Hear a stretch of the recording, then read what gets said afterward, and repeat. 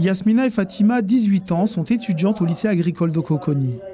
Elles profitent de la présence de l'unité mobile de dépistage du sida pour aller se faire tester.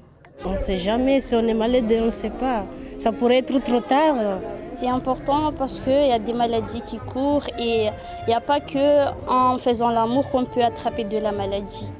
Dans une des salles du pôle d'excellence rurale de Coconi où se tient le colloque Mayotte en santé, la prix Nobel en physiologie, présidente du SIDAction, Françoise Barré-Senoussi, en vidéoconférence depuis l'extérieur, a fait le point sur 40 ans de recherche sur le VIH.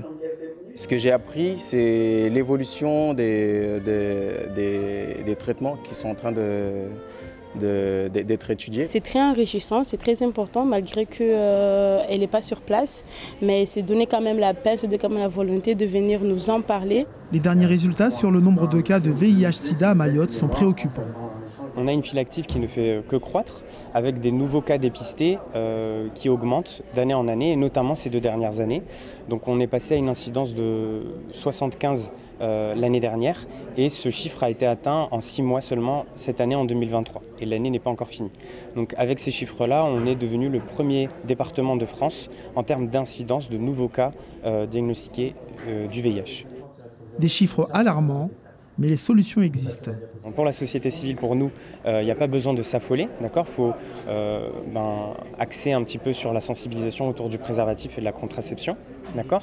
Mais ceux qui doivent s'affoler, c'est surtout nos instances en termes de politique de santé. C'est-à-dire qu'il faut augmenter la sensibilisation, que la population connaisse les risques du VIH et augmenter le dépistage. Il faut dépister, dépister, dépister.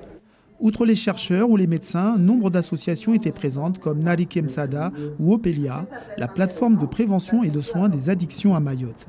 Alors concrètement aujourd'hui sur la POPAM, les usagers qu'on reçoit sont beaucoup des usagers de substances de type cannabis, de type alcool, mais aussi effectivement de chimiques. On est encore au balbutiement, donc on a un public qui vient progressivement, et aussi la question du festif qui est important pour nous, qui a pris une place importante à Mayotte. Sur un territoire où 77% de la population vit sous le seuil de pauvreté et où un habitant sur 2 a moins de 20 ans, informer, prévenir, sensibiliser autour de la thématique territoire défavorisé, santé sexuelle, maladies infectieuses et émergentes et addiction étaient essentiels.